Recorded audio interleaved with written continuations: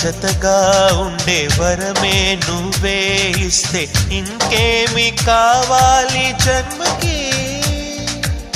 మచ్చలేని చంద్రుడిని మాట రాక చూస్తున్నా, వరస కాని బంధుని చొరవ చేసి అంటున్నా, ఇంకెప్పుడు ఒంటరినని అనరాదని, నీకు సొంతం అంటే నేనేనని.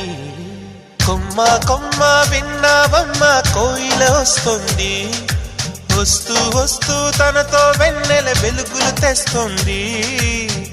ఏవమ్మ మరుమల్లి తోరణాలు కడతావా, చిలకమ్మ ఎదురేగి స్వాగతాలు చెబుతావా, పూల పొగరిల్లు